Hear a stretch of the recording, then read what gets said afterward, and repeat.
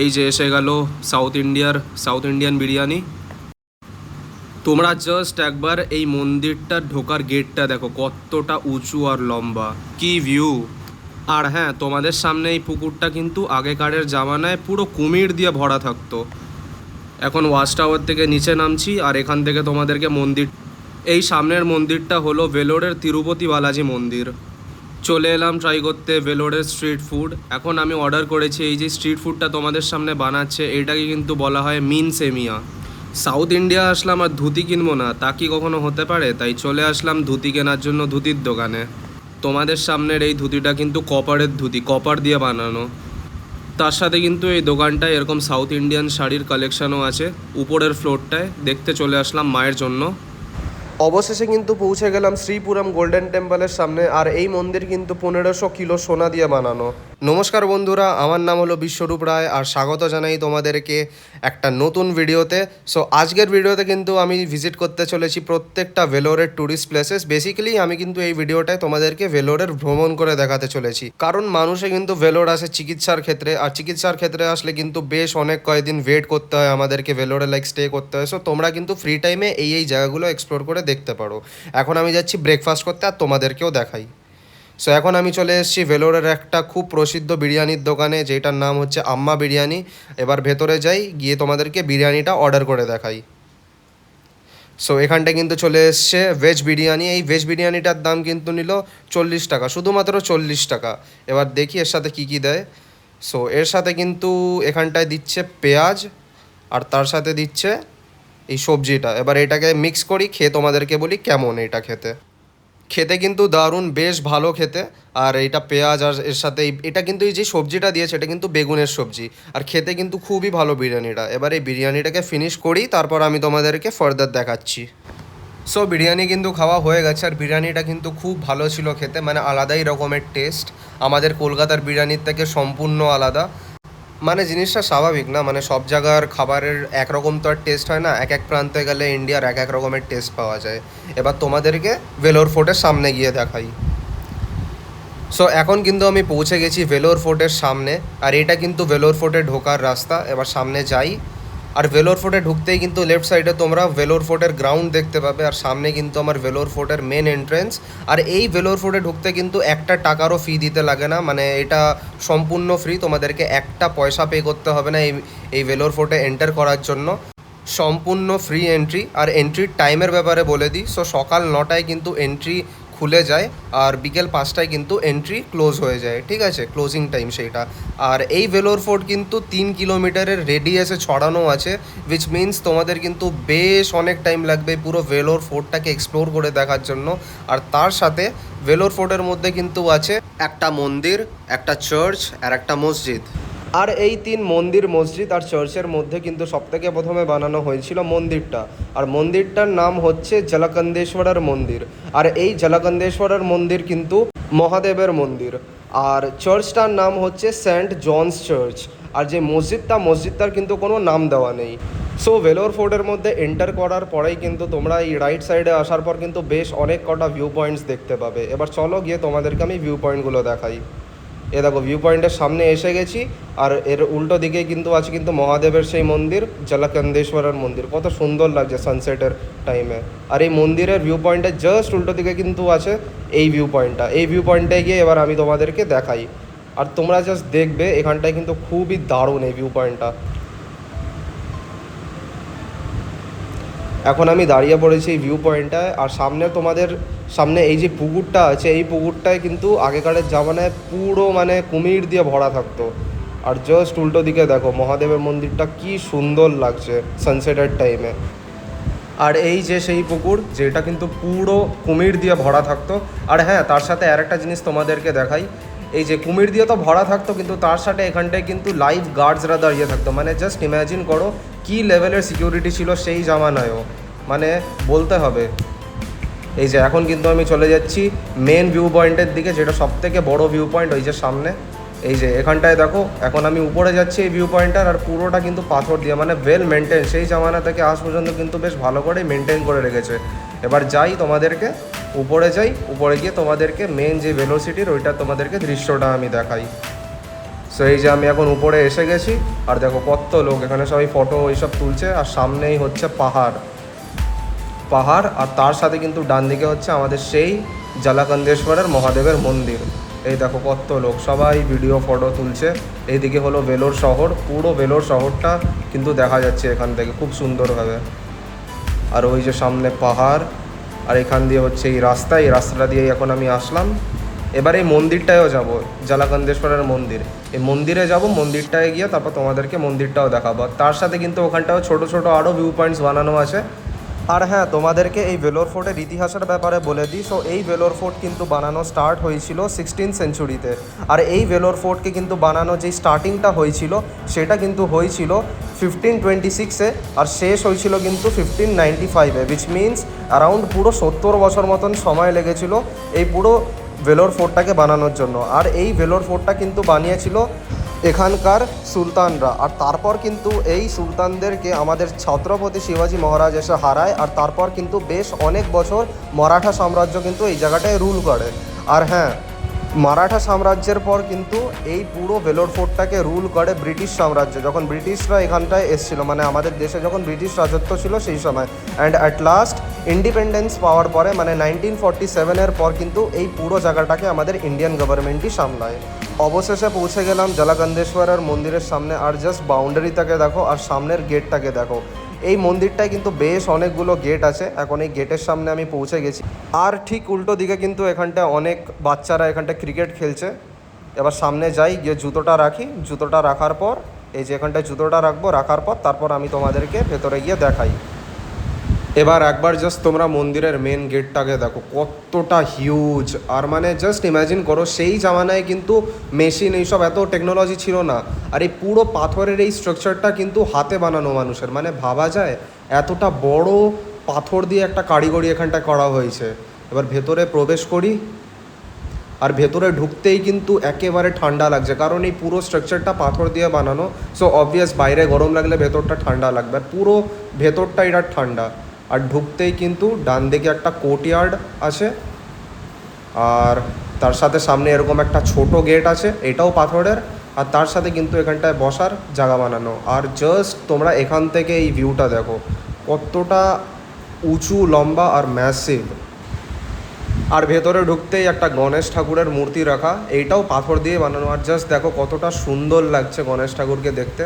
South Indian dhoti পরানো গণেশ ঠাকুরকে পরিয়েছে। আর এই দিক দিয়ে একবার দেখে নাও ছোটো গেটটা কেমন। পুরোটা কিন্তু, পুরো মন্দিরটা কিন্তু পাথর দিয়ে বানানো। আর হ্যাঁ, এই পুরোটা কিন্তু হাত দিয়ে বানানো।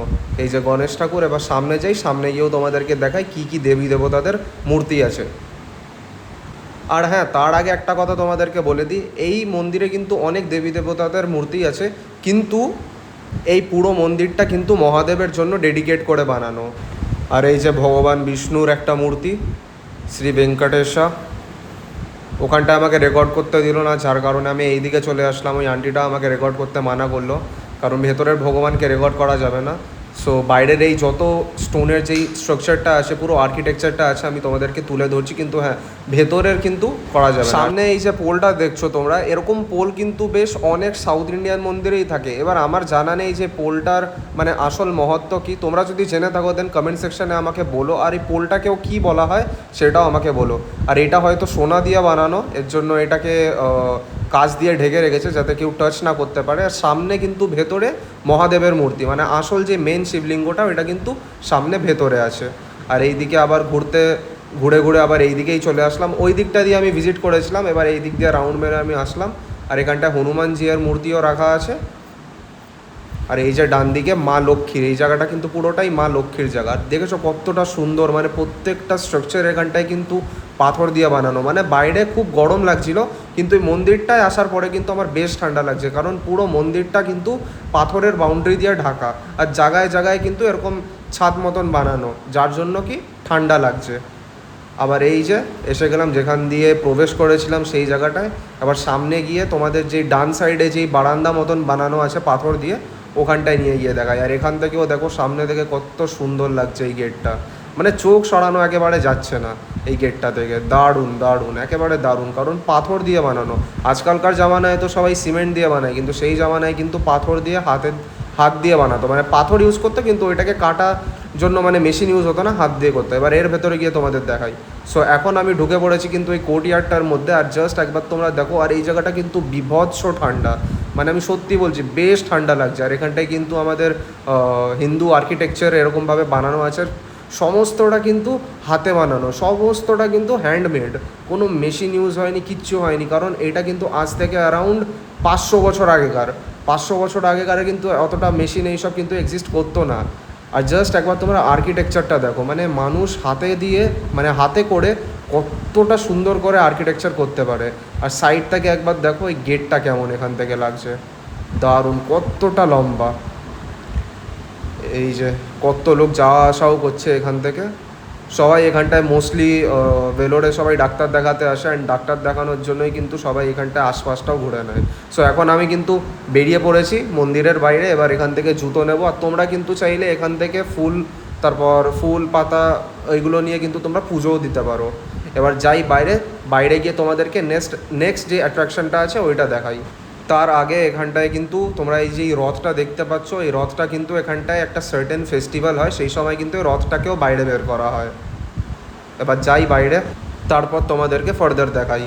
এখন কিন্তু আমি বেরিয়ে পড়েছি ভেলোর ফোর্টের বাইরে, ওই যে ফোর্টে যাওয়ার রাস্তা আর এই মাঠটা। আর এখান থেকে বেরিয়ে কিন্তু এই যে তোমরা এই মেন রোডটা দেখতে পাচ্ছ, এখান দিয়ে কিন্তু সোজা হাঁটতে হবে ভেলোর তিরুপতি বালাজি মন্দিরে যাওয়ার জন্য।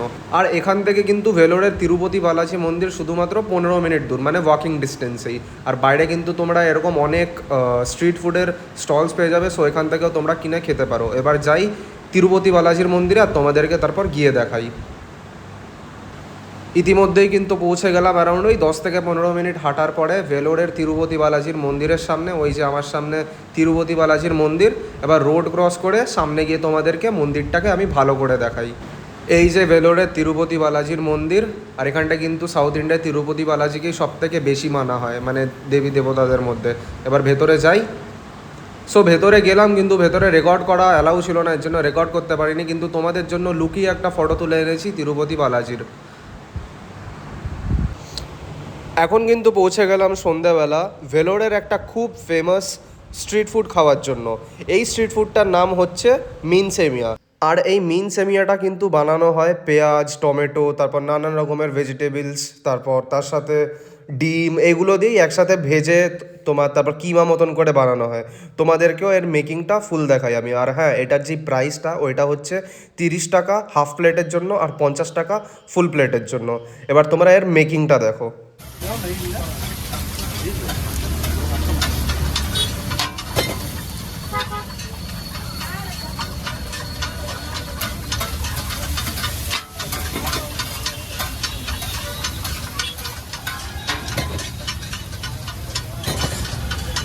अभी इसके अंदर इडियापम जा रहा है, जो कि हमारे इस डिश का मेन इंग्रेडिएंट है।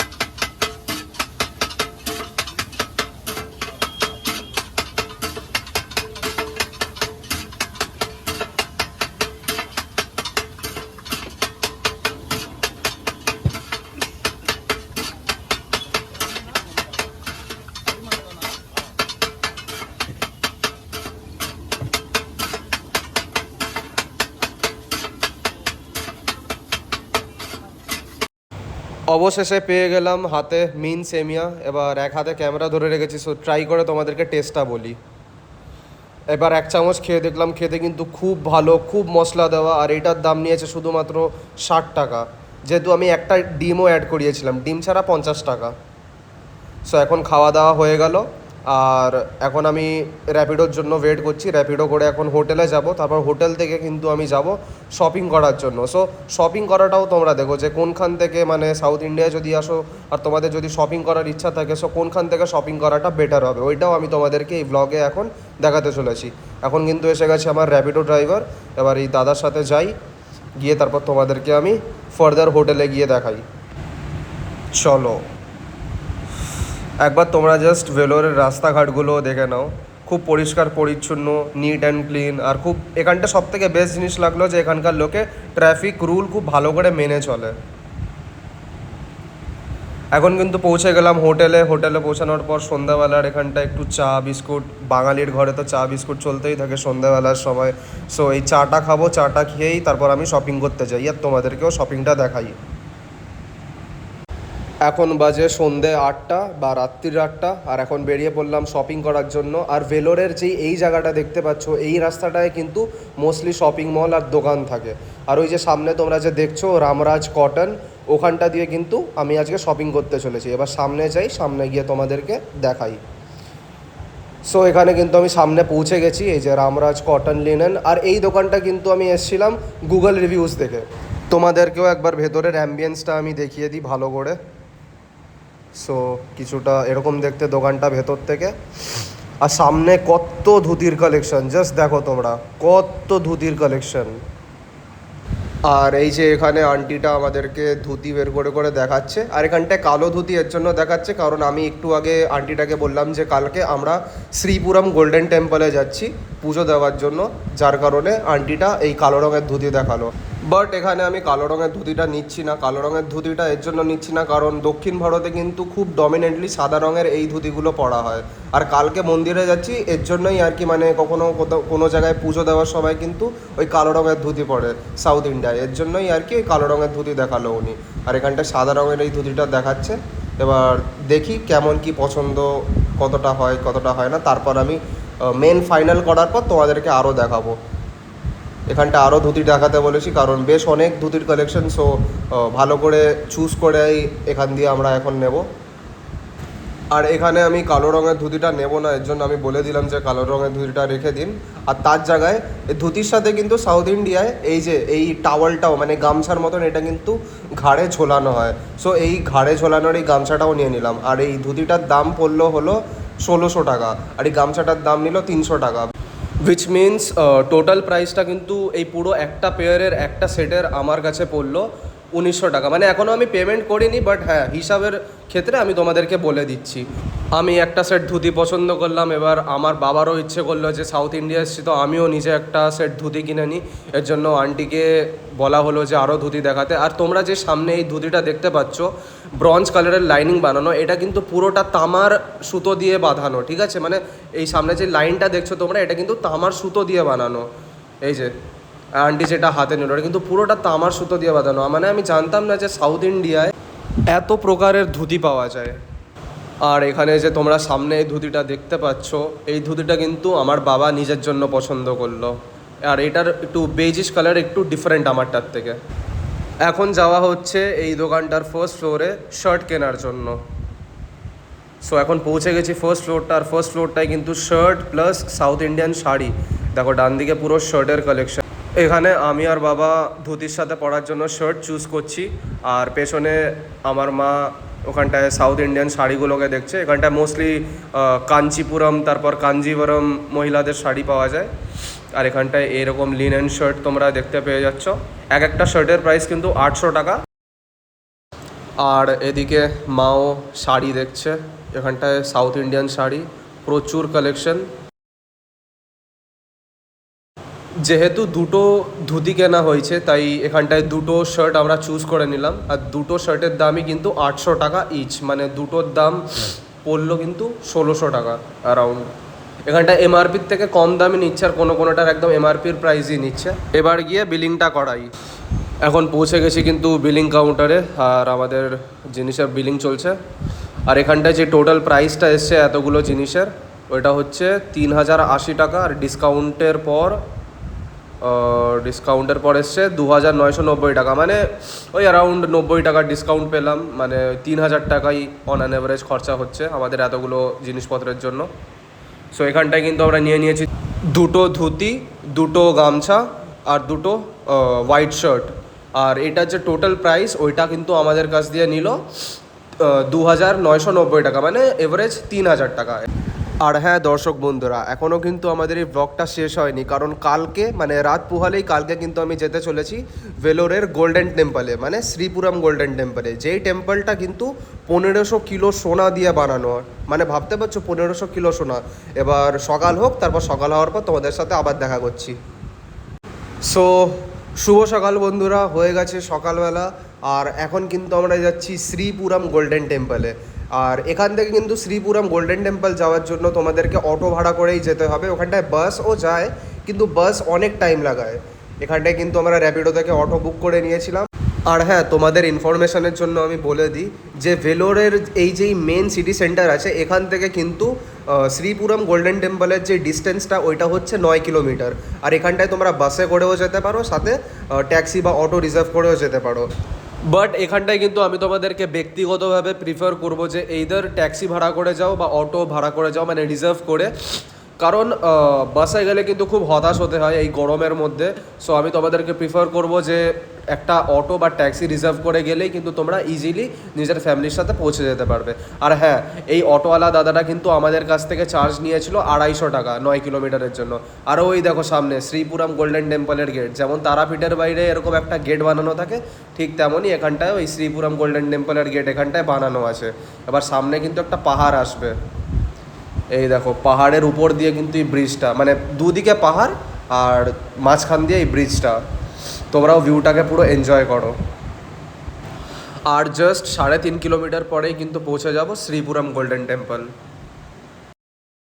এখন ফাইনালি পৌঁছে গেলাম শ্রীপুরম গোল্ডেন টেম্পলে, রাস্তা পার করি। সো এখন আমি পৌঁছে গেছি শ্রীপুরম গোল্ডেন টেম্পলের সামনে। আর তোমাদেরকে বলে দিই, এই যে শ্রীপুরম গোল্ডেন টেম্পল, এর ভেতরে কিন্তু একটা গোল্ডেন টেম্পল আছে, যেমন কি তোমরা নাম দিয়েই বুঝতে পারছো। আর সেই সোনার মন্দিরটা কিন্তু 1,500 কিলো সোনা দিয়ে বানানো, মানে ভাবতে পারছো 1,500 কিলো সোনা দিয়ে বানানো। আর এই দিকেই ঢুকতেই কিন্তু টিকিট, এখান দিয়ে টিকিট কেটে কিন্তু তোমরা মন্দিরে প্রবেশ করতে পারো। এবার আমি এখান দিয়ে টিকিটটা কেটে নিই আর তোমাদেরকে প্রাইসগুলোও দেখিয়ে দিই টিকিটের। সো এখানটায় দেখো, তোমরা দেখতেই পাচ্ছ এইগুলো হচ্ছে টিকিটের প্রাইস। এবার এখান থেকে আমরাও আমাদের টিকিটটা কেটে নিই। সো এখন টিকিট কাটা হয়ে গেছে, আর আমরা নর্মাল দর্শনের টিকিটটা কেটেছি, তাই 450 টাকা টোটাল প্রাইস পড়েছে, উইচ মিনস যে পার পারসন, আমরা 3 জন, সো পার পারসন আমাদের কিন্তু 150 টাকা পে করতে হয়েছে। আর এখান দিয়ে ঢুকতেই টিকিট কেটে কিন্তু এইদিকে তোমরা জুতো রাখার জায়গা পেয়ে যাবে। আর এখানটায় ঢুকেই ডান দিকে এই যে জুতো রাখার জায়গা, এখানটায় ফ্রিতে তোমরা জুতো রাখতে পারো। এবার জুতোটা রাখি, জুতো রাখার পর তারপর আমি তোমাদেরকে সামনেটা গিয়ে দেখাই। এখন আমি সামনে পৌঁছে গেছি, আর সামনে তোমরা দেখতে পাচ্ছ এইটা কিন্তু শ্রীপুরম গোল্ডেন টেম্পলের ডাইনিং হল। আর এই ডাইনিং হলেই কিন্তু ভগবানের দর্শন করার পর প্রসাদ খাওয়ানো হয়। সো প্রথমে ভগবানের দর্শনটা করে নিয়ে গিয়ে তারপর প্রসাদটা খাওয়া তোমাদেরকে দেখাতে পারবো না এর জন্য, কারণ এর ভেতরে কিন্তু রেকর্ডিং মানা আছে। আর এই শ্রীপুরম গোল্ডেন টেম্পলটা কিন্তু মা লক্ষ্মী আর বিষ্ণু ভগবানের, মানে লক্ষ্মী নারায়ণের মন্দির। আর এই যে তোমরা একবার দেখে নাও যে কেমন লাগছে দেখতে। এবার যাই গিয়ে দর্শন করি। সো দর্শন করা হয়ে গেছে, দর্শন করে এখন জুতো কালেক্ট করতে যাচ্ছি। আর ভেতরে গিয়েও খেলাম আমরা। আর খাবারে কিন্তু আমাদেরকে দিয়েছিল ভাত, সাথে একটা ডাল, সাম্বার আর ছাঁচ, মানে ছাঁচ বলে কেউ, ছাঁচ বলে ওইটাকে, ওইটা আমাদেরকে দিয়েছিল। আর তোমাদেরকে একবার দেখিয়ে দিই কীভাবে মন্দিরে ঢুকতে হবে। সো ওই দিকে ওই যে লাইনটা দেখতে পাচ্ছ তোমরা, এন্ট্রি, ওখান থেকে কিন্তু টিকিট নিয়ে মন্দিরে ঢুকতে হবে। আর তোমরা এক্সিট করবে কিন্তু এই জায়গাটা দিয়ে। আর এখান দিয়ে এক্সিট করার পর কিন্তু এই যে অন্নধানম এখানটায় যে দেওয়া আছে, অন্নধানমে গিয়ে কিন্তু তোমরা প্রসাদটা খেতে পারো। এইটা মেনলি ওই সামনে ডাইনিং হলটায় পুরো নিয়ে যায় এই রাস্তাটা। সো এখানটায় লাইনে দাঁড়িয়েও কিন্তু তোমরা তোমাদের প্রসাদ গ্রহণ করতে পারো। আর হ্যাঁ, তোমাদেরকে আমি মন্দিরটা দেখাতে পারলাম না, কারণ মন্দিরে কিন্তু রেকর্ডিং মানা ছিল। কিন্তু হ্যাঁ, তোমাদেরকে সাজেস্ট করবো এখানটায় আসতে। এখন হয়ে গেছে বিদায় নেওয়ার পালা। এখন আবার যাচ্ছি এখান থেকে ভেলোরের সিটি সেন্টারে আমাদের হোটেলে। ওখান থেকে কিন্তু আজকে আবার সন্ধ্যেবেলা আমাদের ট্রেন আছে চেন্নাই যাওয়ার। আর তোমাদেরকে কিন্তু আমি 100% রেকমেন্ড করছি এই শ্রীপুরম গোল্ডেন টেম্পলে আসার জন্য, কারণ এই টেম্পলটা কিন্তু আলাদাই লেভেলের, মানে খুব সুন্দর, খুব বড় একটা এরিয়া নিয়ে বানানো, প্লাস খুব সুন্দর। আর ভেলোর শহরটাও কিন্তু খুব সুন্দর। আর হ্যাঁ, আজকে সন্ধ্যাবেলায় কিন্তু আমাদের ট্রেন আছে ভেলোর থেকে চেন্নাই যাওয়ার, কারণ আমাদের চেক আপের মাঝখানে কিন্তু বেশ অনেক লম্বা একটা ডেট, 3-4 দিনের ডেট ছিল, তাই আমরা এই 3-4 দিনের জন্য আমরা চেন্নাই যাচ্ছি। আর নেক্সট ব্লগে কিন্তু তোমাদেরকে আমি চেন্নাইটাই এক্সপ্লোর করে দেখাতে চলেছি, আর প্রত্যেকটা চেন্নাইয়ের যেই ট্যুরিস্ট প্লেস আছে সেগুলোকে আমি এক্সপ্লোর করে তোমাদেরকে দেখাতে চলেছি। আর এখানে আমি এসে গেছি আবার সেই বিরিয়ানির দোকানে বিরিয়ানি নেওয়ার জন্য, কারণ কালকে বিরিয়ানিটা দারুণ দুর্দান্ত লেগেছিলো। এবার বিরিয়ানি নিয়ে হোটেলে যাই। সো এখন হয়ে গেছে বিকেলবেলা, এখন আমাদের ট্রেন আছে ভেলোর থেকে চেন্নাই যাওয়ার। আর নেক্সট ব্লগটা কিন্তু তোমাদেরকে যেমন কি আমি বললাম চেন্নাইয়ের ব্লগ আসতে চলেছে। সো চেন্নাইয়ের ব্লগটাকেও তোমরা দেখো যারা যারা নতুন আসছো চ্যানেলে। আর অ্যাট লাস্ট একটাই কথা বলবো, চ্যানেলটায় নতুন এসে থাকলে কিন্তু প্লিজ গাইস চ্যানেলটাকে সাবস্ক্রাইব করে দিও, এই ভিডিওটাকে লাইক করে দিও, আর কমেন্ট সেকশনে আমাকে বলো যে ভিডিওটা কেমন লাগলো। এটা করলে কিন্তু আমি খুব মোটিভেট হবো, তোমাদের একটা সাবস্ক্রাইব কিন্তু আমাকে খুব মোটিভেট করবে, একটা লাইকও আমাকে খুব মোটিভেট করবে, আর তার সাথে কমেন্টটা তো মোটিভেট করবেই তোমাদের ফিডব্যাকটা নেওয়ার জন্য। So yeah guys, I hope তোমরা করবে। So yeah, that's all for today's video. আবার দেখা হচ্ছে নতুন একটা ট্রাভেল ব্লগে চেন্নাইয়ের। So yeah, thanks for watching.